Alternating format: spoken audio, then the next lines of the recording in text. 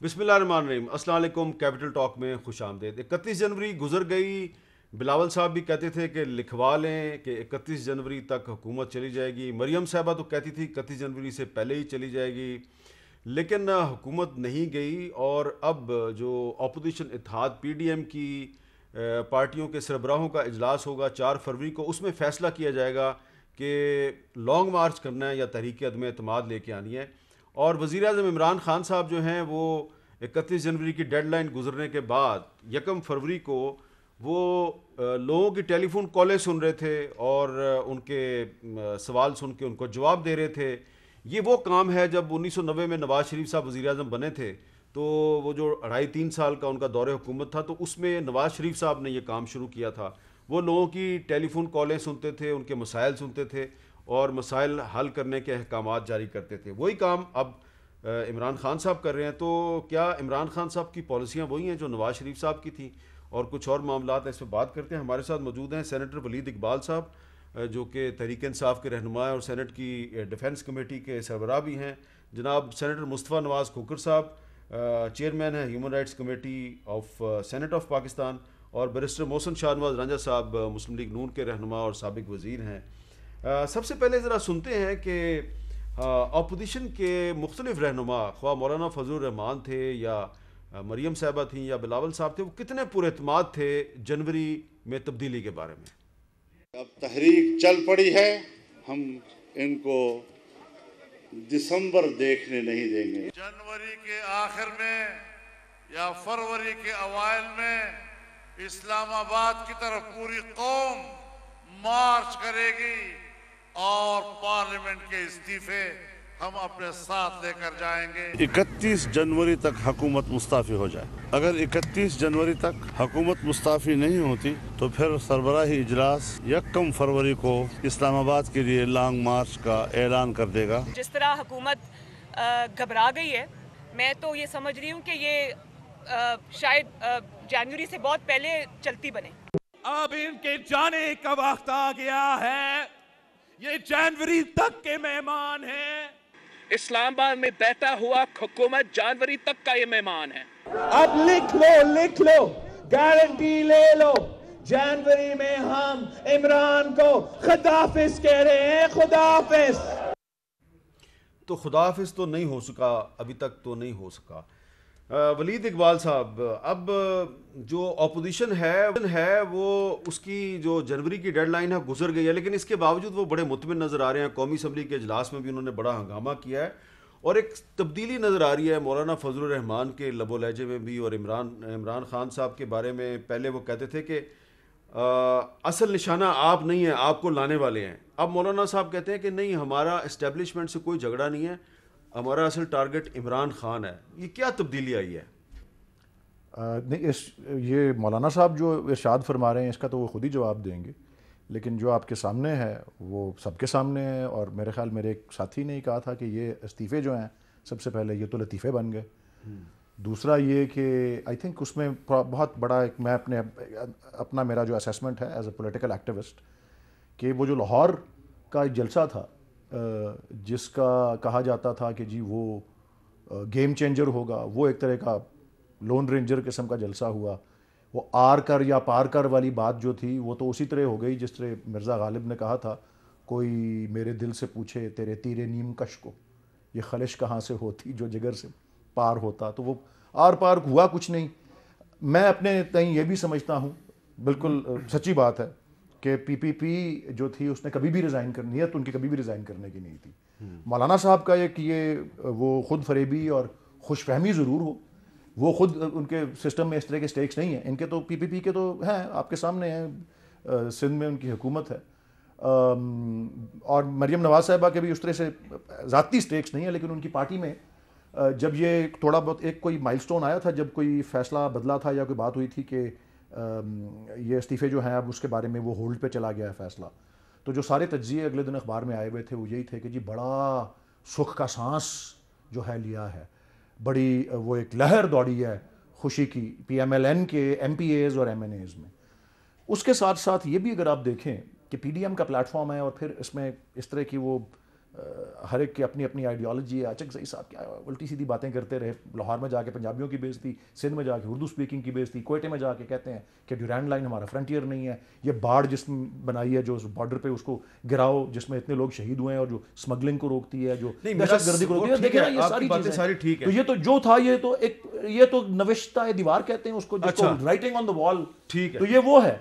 और ये मेरे ख्याल में कोई तब्दीली नहीं है। ये सारी जो चीज़ें हैं, ये आप जो बात कर रहे हैं, हम वकालत में कहते हैं ये फॉर्म ओवर सब्सटेंस है। सब्सटेंस जो है वो यही है कि इसने ये डूम्ड टू फेलियर थी और ये वहीं पे जा रही है। और जो हम सुनते थे ना कि मैं तो 12-13 साल की उम्र से सुनता आ रहा हूँ कि मार्च में क्विक मार्च होगा या डबल मार्च या ऐसी कोई चीज़, ये जनवरी की जो बातें हो रही हैं, मार्च तो भी आ रहा है, वही ना मैं इस्तारे के तौर पे कह रहा हूं, ठीक है, कि वो जनवरी में जो उन्होंने कहा था वो क्या हुआ वो आपके सामने है। अच्छा मुस्तफा साहब, ये जो तब्दीली आई है मौलाना फजलुर रहमान के लबो लहजे में, मुस्लिम लीग नून के लबो लहजे में, उसका तो सवाल तो मोहसिन शाहनवाज रंजा साहब से बनता है, लेकिन क्या पीपल्स पार्टी डोमिनेट कर गई है? पीपल्स पार्टी का जो नैरेटिव है वो जीत गया है कि अब इस्टेब्लिशमेंट जो है वो टारगेट नहीं है मौलाना साहब का भी और मरियम साहबा का भी, अब सिर्फ इमरान खान जो है वो टारगेट? मीर साहब, जो बुनियादी जिद्दोजहद इस मुल्क में पिछले 70 साल से हो रही है उसमें चेहरे तो बदलते रहे, लेकिन जो इस मुल्क में जो एक निज़ाम राइज रहा है, जिस निज़ाम में जो अवामी नुमाइंदे थे, जो अवाम की मंशा थी, उनको आगे नहीं आने दिया गया, तो पीपल्स पार्टी की एक शुरू से पोजीशन यही थी कि हम निज़ाम के ख़िलाफ़ तो जा सकते हैं और निज़ाम के ख़िलाफ़ तो हमारी जिद्दोजहद है भी सही, लेकिन चेहरों के साथ हमारा क्या ताल्लुक? कि आज से 10 साल बाद, 15 साल बाद अगर खुदा ना करे हम यही गुफ्तगू दोबारा कर रहे हो, जिसमें हम कॉन्स्टिट्यूशनल रूल की बात कर रहे हो, जिसमें हम डेमोक्रेसी की बात कर रहे हो, लोगों की राय के एहतराम की बात कर रहे हो, उस वक्त शायद चेहरे और हों।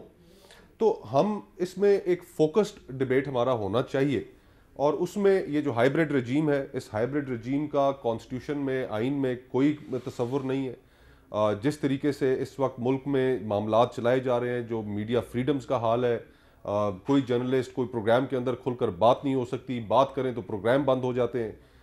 उसके अलावा जो जर्नलिस्ट को छोड़ के जो इस वक्त जुडिशरी का हाल है कि अगर कोई जज साहब भी कोशिश करते हैं बात करने की तो उन जज साहब के ऊपर भी हमला हो जाता है। तो ये सारा जो माहौल है इस वक्त मुल्क में, एक बड़ा शदीद घुटन का माहौल है, जबर का माहौल है, और इस सारे माहौल में जो वादे किए गए थे अवाम के साथ वो पूरे नहीं हुए।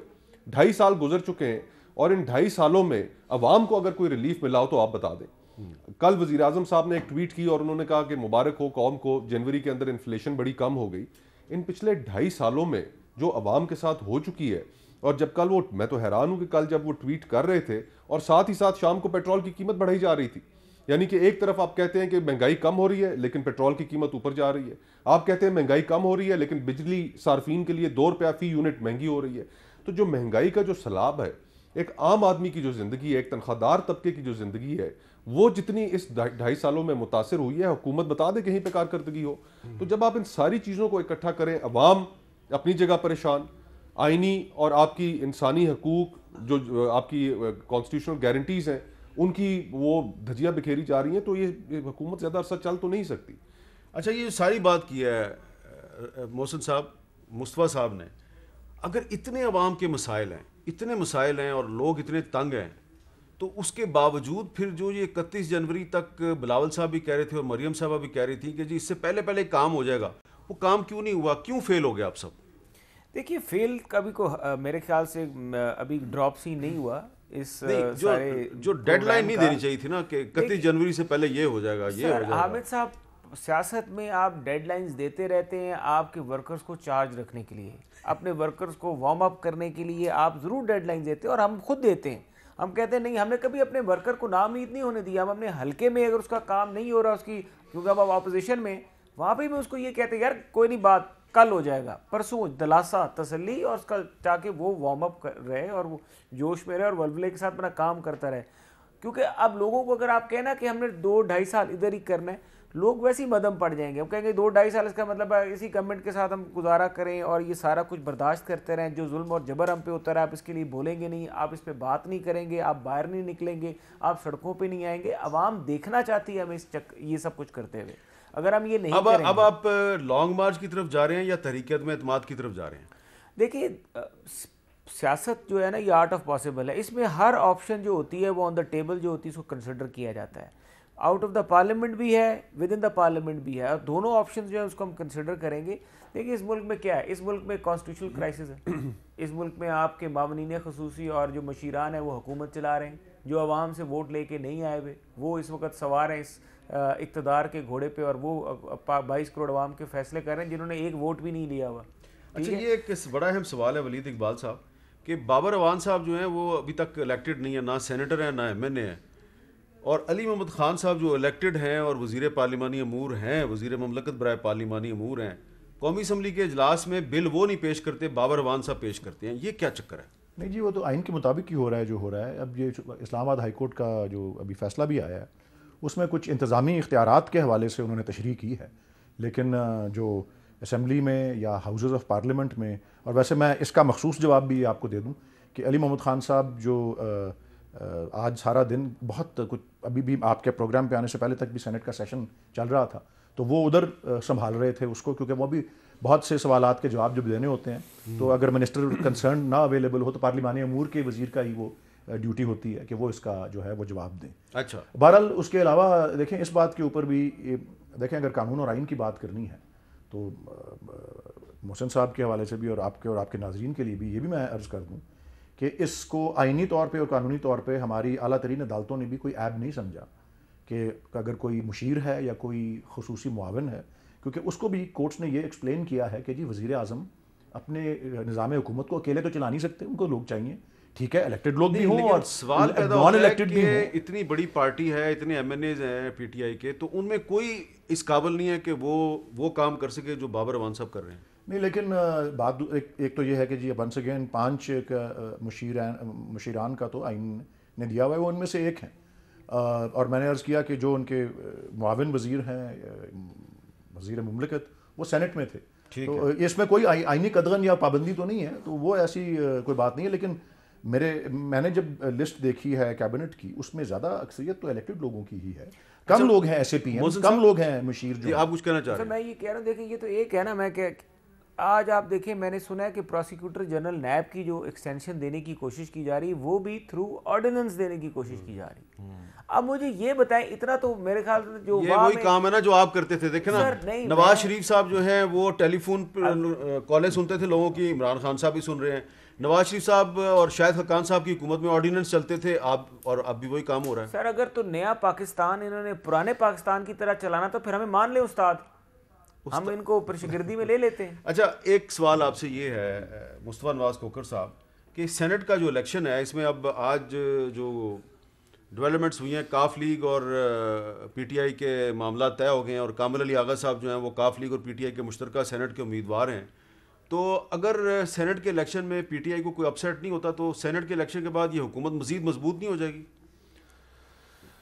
तासुर तो यही उभरेगा, इसमें तो कोई शक नहीं है। और जो कुछ देर पहले भी गुफ्तगू हो रही थी ऑपोजिशन की मूवमेंट के हवाले से, मेरे ख्याल है हमें खंदा पेशानी से इस चीज़ को एक्सेप्ट भी करना चाहिए कि जो हमारी मूवमेंट थी और जो हमारी तवक्कुआत थी, अगर वो पूरी नहीं हुई, जो डेडलाइंस भी दी गई, तो हमें उसके मुहर्रकात पे भी गौर करना चाहिए कि वो क्यों नहीं हुई।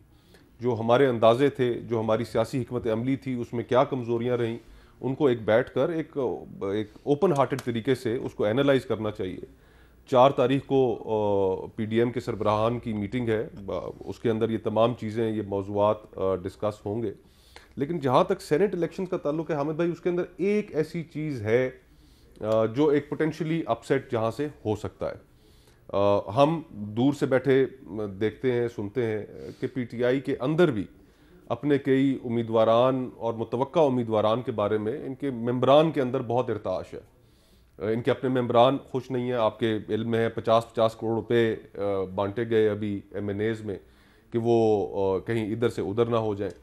तो ये जो सारी सूरत हाल है, ख़तरा तो महसूस कर रहे हैं ये, इसीलिए शो ऑफ हैंड्स की पिटिशन भी कर दी सुप्रीम कोर्ट में। अगर हुकूमत बिल्कुल अपनी जगह पर उसको कोई प्रॉब्लम नहीं था, कोई ख़तरा नहीं था, तो हुकूमत को शो ऑफ हैंड्स की बात भी नहीं करनी चाहिए थी। फिर अखबार में, आप ही के ग्रुप के अखबार था कल परसों, उसके अंदर एक खबर थी कि 15 लोगों ने PTI के अंदर कोई अपना ग्रुप बना लिया है, जनूबी पंजाब के MPAs हैं। तो प्रॉब्लम्स हैं, और ख़ुसूसन अगर नेशनल असम्बली ने वोट करना है इस्लामाबाद की सीट के लिए, यहाँ से डिपेंड करता है कौन से उम्मीदवार ये लेकर आते हैं। और जो हालात हैं पीटीआई के एमएनएज के गो के उन्हें भरपूर फंडिंग की गई है अपने हलकों के लिए, अगर हुकूमत किसी तरीके से वो इलेक्शन हार जाती है या किसी भी वजह से, तो ये एक नो कॉन्फिडेंस के बगैर एक नो कॉन्फिडेंस हो जाएगा। तो मुश्किलात हुकूमत के लिए ज़रूर हैं, लेकिन इलेक्शन के बाद। लेकिन बिलावल साहब बार बार तहरीक एतमाद की बात क्यों करते हैं, और जब मुस्लिम लीग नून की तरफ से एहसन इकबाल साहब कहते हैं जी बताएं आपके पास नंबर्स गेम क्या है, तो कोई है आपके पास नंबर्स गेम? पहले दिन से बिलावल साहब का मौक़िफ़ तो यही रहा है जी कि हमें अपनी जो कॉन्स्टिट्यूशनल और डेमोक्रेटिक जो ऑप्शंस हैं वो एग्जॉस्ट करनी चाहिए। सिस्टम सारा हमें उसको एट स्टेक नहीं लगाना चाहिए। मौलाना साहब पहले दिन से मशवरा दे रहे थे कि हम असेंबलियों में ओथ तक ना लें, इन असेंबलियों में बैठें तक ना। उस वक्त भी बिलावल साहब ने एक लीडिंग रोल प्ले किया और उन्होंने कायल किया बाकी अपोजिशन को भी कि नहीं, इस सिस्टम का हिस्सा रहे। हमारे तल्ख तजर्बात हैं, 85 में हम इस सिस्टम से हिस्सा नहीं बने और उसके फिर हमने नुकसानात उठाए। तो और फ्रैंकली मैं तो समझता हूँ कि इस वक्त हुकूमत अगर खड़ी है तो इस्टेब्लिशमेंट की बेसाखियों के ऊपर खड़ी है, और जिस वक्त तक उनके जो 2 अब इत्तेहादी बाकी रह गए हैं, बड़े इत्तेहादी हैं उनके, एक की 5 सीट है मुस्लिम लीग काफ की और 7 सीटें MQM की, जब तक वो अलहदा नहीं होते। आप बलूचिस्तान अवामी पार्टी को क्यों भूल जाते हैं जिसके पास चेयरमैन सेनेट की इस वक्त सीट है? बिल्कुल, बाप भी अब अगर उन्हें सेनेट के अंदर अकोमोडेशन नहीं मिलती, अगर उनको कुछ खतरात महसूस होते हैं, सादिक संजरानी साहब को दोबारा चेयरमैन सेनेट नहीं बनाया जाता, तो फिर जाहिर बात है वो भी अपने कार्ड्स खेलेंगे। तो आपको तो पता ही है ना कि आजकल चेयरमैन सेनेट की लॉबिंग कौन कर रहा है? नहीं, मेरे इल्म में नहीं है कौन कर रहा है। चलिए ठीक है। अच्छा आप बताएं मोहसिन शाहनवाज रांझा साहब कि ये जो काफ लीग और पीटीआई की अंडरस्टैंडिंग हो गई है, तो इसके बाद तो सेनेट के इलेक्शन के बाद इमरान खान साहब मज़ीद मजबूत भी हो सकते हैं। देखिए अभी मैं समझता हूँ कि अभी काफ़ी टाइम है और अभी काफ़ी चीज़ें मैच्योर भी हो सकती हैं। अभी इलेक्शन जिस तरह करीब आएगा, कई चीज़ें हैं, ठीक है काफ लीग इस वक्त मजबूरी है, लेकिन काफ़ी लोग पीटीआई के भी जो हैं, जो दिन रात टीवी पे इनकी ऐसी चीज़ों का भी दिफा करते हैं, वो बेचारों के दिलों पे अब छुरियाँ चलेंगी। तकलीफ़ तो होगी कि पूरे सोशल मीडिया में आगे पीछे आके ऐसी ऐसी बातों को डिफेंड करना जो कि मैं समझता हूँ कि डिफेंसलेस थी। तो ऐसे लोगों को पार्टी ने किया है, इग्नोर किया है, और उसके फिर जो रिप्रिकॉशंस होंगे वो किसी न किसी रंग में ज़रूर सामने आएंगे। और दूसरी वजह ये थी कि पीटीआई को ये भी पता है कि कई लोग हैं जिन्होंने इनको वोट नहीं डालना। MNAs में भी इनके ऐसे बंदे हैं जो कि डिसग्रंटल्ड हैं। आपके भी ऐसे बंदे हैं जिन्होंने आपको वोट नहीं डालना। देखें, ये तो एक तादाद तो हर जगह पे एग्जिस्ट करती है। अगर हमारी तरफ कोई बंदा होगा जिससे कोई बैकडोर से रबते हैं, तो इनके भी कई बंदे ऐसी। मैं आपको ये भी बता सकता हूँ, इनके कई बड़े, मैं समझता हूँ कि जो बड़े कैंडिडेट्स हैं उनके वो भी हार सकते हैं। अच्छा। वो जो आपने संजरानी साहब वाली बात की है, ये बात बड़ी गौरतलब है कि संजरानी साहब जो हैं वो बड़े मजबूत कैंडिडेट हैं, और संजरानी साहब के मुकाबले में अगर कोई चेयरमैन सेनेट बनने का ख्वाहिशमंद है, तो वो अगर पीटीआई की टिकट पे भी आ रहा है तो उसको भी ज़रा सोच समझ के अपना तरीक़ाकार देखना पड़ेगा। तो ये जो चीज़ें, ये सूरत हाल हैं, ये तो मैंने कहा ना कि सेनेट की जिस दिन तारीख आएगी, जिस दिन बैलेट बॉक्स खुलेगा, अभी तो बात है कि ये शो ऑफ हैंड्स होता है। खैर वो 2/3 मेजॉरिटी इनके पास है नहीं, ये मेरे नहीं समझ में आता। अच्छा, तो आप समझते हैं कि जो सेनेट का इलेक्शन है ये सीक्रेट होना चाहिए या ओपन बैलेट होना चाहिए? देखिए प्रिंसिपली स्पीकिंग हम इस बात पे, हमारा एक डिफरेंस ऑफ ओपिनियन इनके साथ कई चीज़ों पे होता है। अब मेरी एक इंडिविजुअल राय है, लेकिन मैं पार्टी की राय का पाबंद हूँ, पार्टी की फाइनल डिसीजन का पाबंद हूँ। लेकिन इस प्रोसेस के बीच में अगर, तो अभी फ़िलहाल मुझे सबसे ज़्यादा प्रॉब्लम है कि जो आज़ाद उम्मीदवार हैं, अगर हम उनको कर दें शो कि आज़ाद उम्मीदवार इस वक्त कौमी असम्बली में भी 17-18 के करीब शायद होंगे, या 16-14-15 होंगे, इसी तरह सूबाई असम्बली में भी हैं। अब अगर आज़ाद उम्मीदवार को आप शो ऑफ हैंड्स पे ले आएंगे तो सोचो उस पर कितना प्रेशर होगा। आप आज़ाद उम्मीदवार को छोड़ देना। मैं तो पहले भी एक बहुत अहम बात है उस तरफ इशारा कर चुका हूँ, अब दोबारा कर रहा हूँ। ये चार्टर ऑफ डेमोक्रेसी का आर्टिकल 23 है। To prevent corruption and floor crossing, all votes for the Senate and indirect seats will be by open, identifiable ballot, and those violating the party discipline in the poll shall stand disqualified by a letter from the parliamentary party leader to the concerned speaker or chairman Senate. तो ये तो मुस्लिम league नून और peoples party की एक principled position है कि हमने secret ballot को ख़त्म करके ओपन बैलेट की तरफ आना है। देखिए जो ओपन बैलेट और इसमें मैंने आपको बताया ना कि जो एक सिचुएशन नई है वो है आज़ाद उम्मीदवारों की।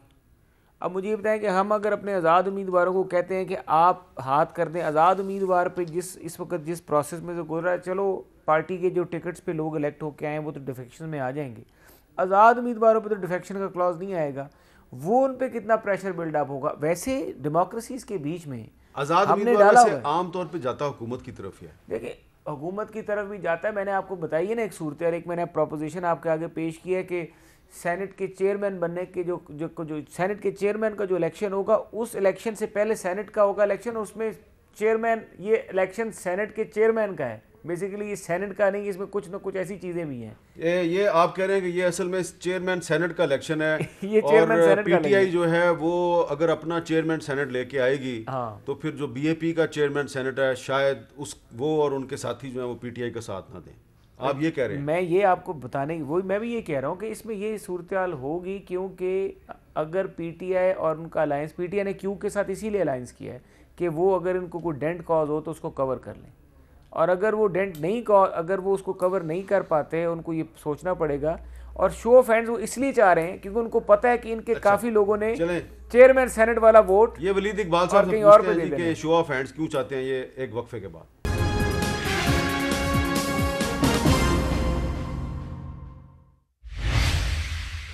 कैपिटल टॉक में दोबारा खुश आमदेद। वलीद इकबाल साहब, पीटीआई जो है ये सेनेट का इलेक्शन जो है ये ओपन बैलेट से क्यों करवाना चाहती है? क्या आपको अपने एमपीएस पे एतमाद नहीं है? नहीं जी, ऐसी बात नहीं है। पीटीआई जिस तरह आपने, और मैं समझता हूँ कि बात आपने दुरुस्त किया, आपका शुक्रिया भी अदा करना चाहता हूँ, जिस तरह आपने क्लॉज नंबर 23 दिखाया, ये कहने की बातें और हैं और करने की बातें और हैं। कहते हैं ना गुफ्तार का गाजी वो तो बना किरदार का गाजी बन ना सका। हम तो गुफ्तार और किरदार दोनों के गाजी हैं। हमने तो 2018 का वो तजर्बा किया हुआ है ना खैबर पख्तूनख्वा में, जब 20 लोगों को उस वक्त chairman now prime minister Imran Khan साहब ने पार्टी से भी एक्सपेल किया था। और देखें, आपको मीडिया को पता है, पब्लिक को पता है, एमपीएस को पता है क्या खरीदो फरोख्त इस वक्त सौदेबाजी बोलियां मार्केट लग रही है ये। और जितना छोटा इलेक्टोरल कॉलेज होता है उतना ज़्यादा वहाँ खरीदो फरोख्त होती है। अब बलोचिस्तान से कम सीट्स हैं, फिर खैबर है, फिर सिंध और फिर पंजाब। ये बुराई जो है ये हमारी सियासत में किस तो तरह ये ट्रांसपेरेंसी लाने के लिए, और मेरी अर्ज एक सुन लें जी मीर साहब, वो ये है कि ये जो रवैया है ऑपोजिशन का और ये दोनों बड़ी पार्टियों का, ये शो करता है, ये लिंकेजेस हैं। ये जो रवैया, इसके लिए ये ट्रांसपेरेंसी ना करने के लिए, हालांकि खुद इसको अपना इसका किया हुआ है एतराफ़ के जी, ये इसमें बेईमानी होती है, खरीदो फरोख्त होती है, हॉर्स ट्रेडिंग होती है। इसे आप लिंक करें वही जिस तरह एक डॉन जो जिस तरह क्रिमिनल रिंग को सपोर्ट करता है, उस तरह ये कब्जा माफिया के साथ खड़े याद है ना, ये उसी तरह फिर चार्टर ऑफ डेमोक्रेसी किस साल में हुआ था? और अब ये फॉरेन फंडिंग भी, ये केसेस, ये तीनों चीजें आप देखेंगे, ये सेनेट का इसमें इलेक्शन का मामला, ये कब्जा ग्रुपों के साथ खड़े होने वाला मामला, और ये फॉरेन फंडिंग केस में ये एक्सपोज होंगे सारे। ये एक ही फॉरेन फंडिंग का आप जिक्र कर रहे हैं कि ये एक्सपोज होंगे, ठीक है, हो जाए ये एक्सपोज। जी जी, नहीं, और इसमें भी हो रहे हैं, इसमें भी हो रहे हैं आप। अच्छा, अरे मीर साहब एक और मेरा सवाल सुन लें आप। आप एक वकील हैं और मुस्तफा साहब भी वकील हैं और मोहसिन शाहनवाज रंजा साहब भी वकील हैं। तमाम पाकिस्तान के वकील, बल्कि आम लोग जानते हैं कि फॉरेन फंडिंग केस जो है ये इतने सालों से चल रहा है, इसको डिले किया जा रहा है, तारीख पे तारीख ली जाती है, तारीख पे तारीख ली जाती है, पीटीआई की तरफ से ली जाती है। अगर आपके हाथ साफ है तो आप तारीख पे तारीख क्यों लेते हैं? देखें जी, वकीलों की स्ट्रैटेजी किसी केस में, मैं उस केस में लॉयर नहीं हूँ, तो हर एक मामले में एक स्ट्रैटेजी होती है लॉयर की कि उसको इस तरह से डील करना है या नेक्स्ट टाइम ये करना है वो करना है। लेकिन इसके मेरिट्स जो है, और मैं बार बार ये अर्ज करता रहा हूँ, यहाँ भी ये मैं कह रहा हूँ कि अगर आप इसको देखेंगे, ये जो समझा जा रहा है कि जी कोई गड़ा जो खोदा है पीटीआई के लिए उसमें गिरेंगे ये, और ये जो JUIF का जो बीच में आ रहा है ना कि फॉरेन गवर्नमेंट से फंडिंग है, मैं तो कहता हूं कि आए बताएं। और जो ओसामा बिन लादेन से फंडिंग आई हुई है, जो वो जो क्या था कि मिडनाइट जैकल्स वाला मामला या कौन सा केस था, वो ISI से जो फंडिंग वाला, जो असद दुरानी साहब ने हलफिया बयान दिया हुआ है। फंडिंग जब बात खुलेगी ना तो फिर बहुत लोग एक्सपोज होंगे। और by the grace of God मैं अर्ज करता हूं कि prime minister Imran Khan oath पे कहने को तैयार है, कुरान उठा के, कि मैंने कभी किसी को फॉरेन गवर्नमेंट से फंडिंग नहीं ली। बाकी पार्टीज के लीडर्स करने को तैयार हैं, आमादा हैं। मैं ये सवाल बताएं जी। और मीर साहब, एक मुझे अगर आप इजाजत दें, ये जो सेनेट का जो दो चीजें मुख्तलिफ डिस्कस हो रही थी, जो आपस में जिनका ताल्लुक है भी और नहीं भी है, एक असूल के साथ। सेनेट की वोटिंग जो है वो ओपन बैलेट से हमने किया हुआ है, सिलसिला उसका कोर्ट से भी और पार्लियामेंट में भी उसकी हमारी कोशिश जारी है नेक नियति पर। लेकिन जो चेयरमैन सेनेट का इलेक्शन है वो तो खुफिया बैलेट से ही होता है, वो एक अगला मरहला है।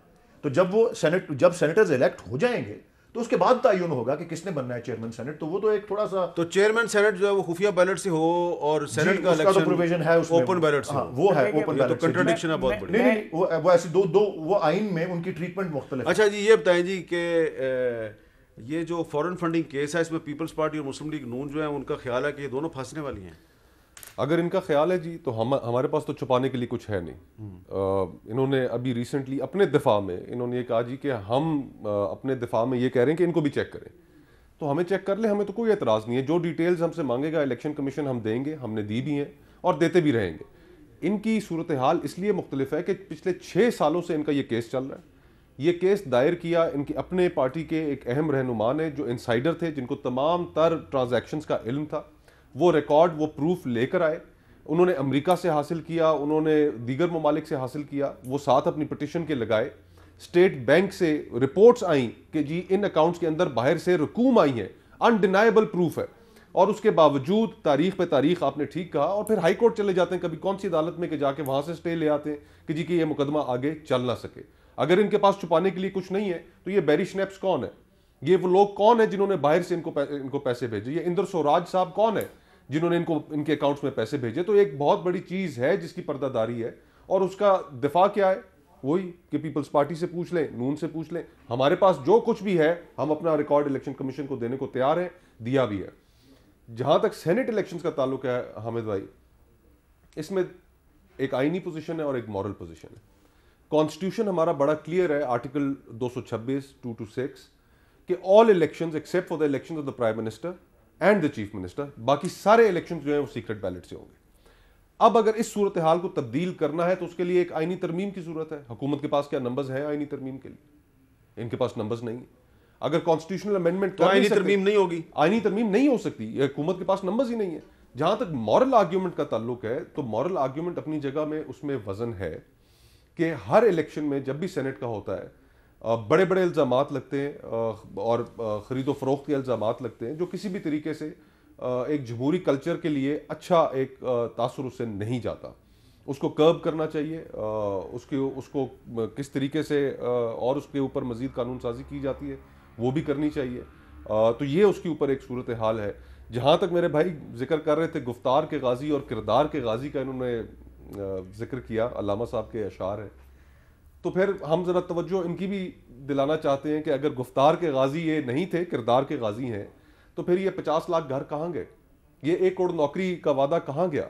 वो 100 दिन का प्लान कहाँ गया? वो 200 अरब डॉलर जो बाहर से आने थे वो कहाँ गए? तो ये गुफ्तार के गाजी और किरदार के गाजी का फ़र्क ये होता है। अच्छा ये बताएं मोहसिन शाहनवाज रंजा साहब, ये चार्टर ऑफ डेमोक्रेसी तो 2006 में हुआ था, जब ये तय किया गया था कि सेनेट का इलेक्शन जो है उसमें ओपन बैलेटिंग होनी चाहिए। लेकिन ये इमरान खान साहब कहते हैं कि सियासत में पैसा जो है वो नवाज शरीफ साहब लाए हैं, क्या ये बात दुरुस्त है? देखिए खान साहब जो हैं, अगर फॉरेन फंडिंग और ये पैसा तो सर आया था बेसिकली जब हमारे मुल्क में 1985 ऑनवर्ड्स सियासत में पैसा शुरू हो गया था। इसमें कोई क्यों हुआ था 85 में? देखिए मैं उसमें ये नहीं है, उसमें आप जुनेजो साहब भी थे, उसमें सारे लोग थे, हर बंदा था, लेकिन पैसा एक आपने क्लास खत्म की ना। मैं आपको टू बी वेरी स्ट्रेटफॉरवर्ड, क्या उसकी वजह ये थी कि 85 का इलेक्शन नॉन पार्टी बेसिस पे हुआ था? हमारे मुल्क की ना एक बड़ी अनफॉर्चुनेट चीज़ ये कि हम एक पॉलिटिकल क्लास को ख़त्म करते हैं, फिर हम एक नई पॉलिटिकल क्लास डेवलप करते हैं। अब नई पॉलिटिकल क्लास वही डेवलप होती है जिसके रिसोर्सेज होते हैं, ठीक है ना। ये एक अभी भी आप देख लें, जहांगीर तरीन सियासत में पैसा जनरल ज़ियाउल-हक लेके आए। जहांगीर तरीन क्या चीज थी? जहांगीर तरीन भी सियासत में पैसा जनरल ज़ियाउल-हक लेके आए। मैं कह रहा हूँ उस 85 में तो वो था ना ऑल इन ऑल, उस वक्त से इसका स्टार्ट हुआ है। अब उसके बीच में आप जिसके बारे में बात करते जाएं वो आगे से चलती जाएगी और उसका तसलसल। आप शायद ये सोच रहे हैं कि आप ज़ियाउल-हक पे यस करेंगे तो मैं कोई और बात करूंगा, मैं कोई और बात ये बात नहीं कर रहा। मैं आपको ये बता रहा हूँ कि इसका तसलसल चलता जा रहा है। जहांगीर तरीन की शक्ल में आपको नजर आएगा, अलीम की नजर में आएगा, और बाकी हर सियासी जमात, आपने 85 की बात की, हर सियासी जमात 85 का इलेक्शन नॉन पार्टी बेसिस पे हुआ था। हाँ, तो उसमें पाकिस्तान में जात, बरादरी, फिरके, रंग, नस्ल और पैसे की बुनियाद पे लोगों ने इलेक्शन में कामयाबी हासिल की। जी हाँ, जी तो हाँ, उसके जिम्मेदार तो जनरल ज़ियाउल हक हुए ना, लेकिन आप उनका नाम लेने के लिए तैयार नहीं है, इसलिए मैं एक ब्रेक ले लेता हूँ।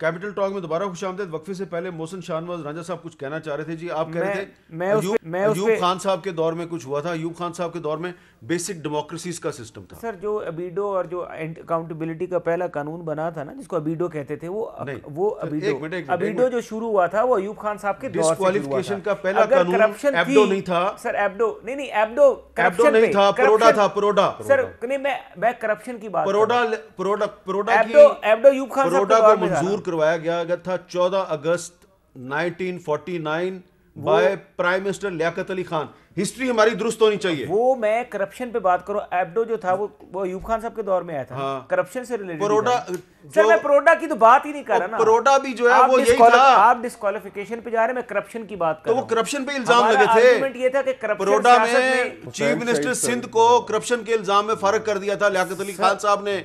Chief minister Punjab west Pakistan Nawab Iftikhar Mamdot को फारिग कर दिया था उन्होंने। बिल्कुल, मैं उसको नहीं कह रहा। बात आर्गुमेंट ये था शुरू में कि एक पॉलिटिकल क्लास को बाहर निकालने के लिए एक कानून लाया जाता है, उस कानून के जरिए मेरा बेसिक शुरू का आर्गुमेंट ये था। चलें, आपकी बात होगी। अब एक बड़ा अहम मामला है, उस पर वलीद इकबाल साहब आपसे पूछना है। आज असद उमर साहब जो हैं उन्होंने सिंध में एक नए ऑपरेशन की तरफ इशारा दिया है, सुने वो क्या कह रहे हैं। सिंध के अवाम का जान और माल का तहफ़्फ़ुज़ नहीं है। वज़ीर आज़म, आपको वफाक की तरफ से इसकी जिम्मेदारी लेनी पड़ेगी और ये ना परेशान हो जाना। अभी उन्होंने बोल देना ओहो जी गवर्नर राज लगने वाला, कोई गवर्नर राज नहीं लगने वाला। अगर सिंध की पुलिस, IG और सिंध की हुकूमत ये तहफ़्फ़ुज़ नहीं फराम कर सक रही है, ये नहीं हो सकता। लोगों को तहफ़्फ़ुज़ ना मिले और वफाकी हुकूमत खामोश बैठी रहे। एक ऐसा ऑपरेशन हो जिससे लोगों की जान और माल के तहफ़्फ़ुज़ का इंतज़ार सके। जी वलीद इकबाल साहब, सिंध में एक नया ऑपरेशन शुरू होने वाला है। इसको सुन के तो लगता है मैं इसका जवाब ज़रूर दूंगा, लेकिन मैं एक आपका जुमला मुकम्मल करना चाहता हूँ उससे पहले, और वो ये है कि जी बिल्कुल दुरुस्त आप फरमा रहे हैं और कुछ हद तक जुज़वी तौर पे रांझा साहब अग्री भी कर रहे हैं कि ये ख़रीदो फ़रोख्त 1985 में शुरू हुई, और 1985 में शुरू होने का उसका एक बड़ा कैटलिस्ट जो था, एक उसका सुतून मैं समझता हूँ कि एक ताजर, एक बिजनेसमैन, एक कारोबारी शख्स मोहम्मद नवाज शरीफ को ऑब्सक्योरिटी से, जिनकी कोई पॉलिटिकल बैकग्राउंड नहीं था, कोई आइडियोलॉजी नहीं थी, इंस्टॉल किया गया। और उसके बाद उन्होंने आगे, और इस पर बड़े मजमून और बड़ी किताबें लिखी जा चुकी हैं कि किस तरह मोनेटाइजेशन ऑफ पॉलिटिक्स को उन्होंने प्रमोट किया। और ना सिर्फ वहाँ वो बात ख़त्म हुई, फिर आगे PPP का दौर आया जब जनरल ज़िया का फ़ज़ाई हादसा हुआ उसके बाद, और जरदारी साहब ने फिर बेनज़ीर साहबा को भी यही ट्रेनिंग दी कि जी इनसे मुकाबला करना है तो पैसे जो है इकट्ठे करने ज़रूरी हैं। और पॉलिटिक्स में मैं क्रेडिट देता हूँ कि बेनज़ीर साहबा के वालिद के ज़माने में इस तरह की पॉलिटिक्स नहीं होती थी, उसमें और खामियां ज़रूर होंगी, लेकिन इस हालांकि बेनज़ीर साहबा के वालिद ने आपके वालिद को इलेक्शन में शिकस्त दी। जी मैं उसको भी तस्लीम करता हूँ, मैं कब इनकार कर रहा हूँ, मैं सिर्फ ये अर्ज़ कर रहा हूँ कि वो पॉलिटिक्स नहीं होती थी उस वक्त। ये अगर मेरे वालिद को शिकस्त हुई, लेकिन इस किस्म की कोई खरीदो फरोख्त या बदमाशी की सियासत या ऐसी चीज़ की वजह से नहीं हुई। वो जेन्युइनली पॉपुलर थे, ज़्यादा पॉपुलर उस वक्त जो वो था, वो इलेक्ट हुआ और उन्होंने स्वीप किया। लेकिन वो पॉलिटिक्स जब आई, और उसमें आप देखें एग्जाम्पल के तौर पर साइट होते हैं 3 लोग कि जो एक एंटी एक तरह की PPP के उससे आए जब जनरल ज़िया ने वो इलेक्शन करवाए 85 के, और उसके बाद उनकी ट्रैजेक्टरीज देखें कि मियां नवाज शरीफ किधर से किधर गए। और 2 और शख्सियात, एक जुनेजो साहब थे, वो उनकी अल्लाह उनको गरीक रहमत करे, काफ़ी साल बाद भी वो ज़िंदा रहे उसके वज़ीर आज़म से बरतरफ होने के बाद। तो जुनेजो साहब, गुलाम मुस्तफ़ा जतोई साहब, अल्लाह उनको भी गरीक रहमत करे, और मियां नवाज शरीफ, ये 3 शख्सियात थी। लेकिन एक बहुत आगे निकली क्योंकि उन्होंने जिस तरह से मोनेटाइजेशन इंट्रोड्यूस की पॉलिटिक्स में, उसको हम आज तक भुगत। ठीक है, अब ये बता दें कि अगर सिंध में ऑपरेशन होता है तो सिंध गवर्नमेंट क्या करेगी?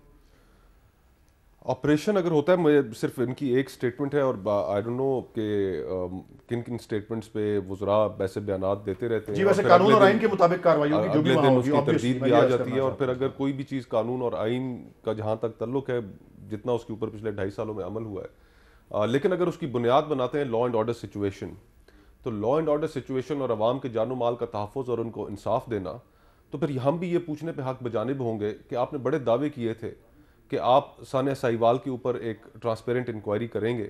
उस सानिया साहिवाल का क्या नतीजा निकला? आज से चंद दिन पहले स्पीकर पंजाब असम्बली, जो इनके इत्तेहादी हैं, वो floor of the house Punjab assembly के इजलास की सदारत करते हुए उन्होंने कहा कि 40 साल में मैंने ऐसे पंजाब के अंदर लॉ एंड ऑर्डर के हालात नहीं देखे जो इस वक्त हो चुके हैं। और वो भी उन्होंने उस रिएक्शन में कहा कि वहां पर एक MPA साहब खड़े हुए जो हुकूमती जमात का हिस्सा थे, जिनके घर के अंदर दिन दहाड़े डाका पड़ा और उसके ऊपर खड़े होकर वो तकरीर कर रहे थे। तो लॉ एंड ऑर्डर की सिचुएशन पंजाब में, खैबर पख्तूनख्वा में 6 IG आप बदला चुके हैं इस वक्त। इस्लामाबाद के अंदर जो उसामा सत्ती साहब का वाकया हुआ उसमें आपने तो लातादाद ऐसी आपके अपने फेलियर्स हैं कि जिनके ऊपर आपकी कोई तवज्जो नहीं, लेकिन हमला करने बहुत शुक्रिया मोहसिन शाहनवाज रंजा साहब, जनाब वलीद इकबाल साहब और मोहतरम जनाब मुस्तफा नवाज कोकर साहब। एक बड़ी अहम बात साहब ने आखिर में कि पंजाब में 5-6 IG तब्दील हुए हैं पिछले 2.5 साल में। तो अगर सिंध में सूरत हाल कशीदा है तो बिल्कुल वहाँ पर वफाकी हुकूमत सिंध हुकूमत को कह सकती है कि हमने यहाँ पे ऑपरेशन करना है, लेकिन पंजाब वहाँ पे अगर हालात ठीक हैं तो 2.5 साल में इतने IG को तब्दील हुए हैं। सवाल तो बड़ा अहम है, इसका जवाब जो है वो कौन देगा? इंतज़ार करते हैं, शायद कहीं से जवाब आ जाए। इजाज़त दीजिए, अल्लाह हाफ़िज़।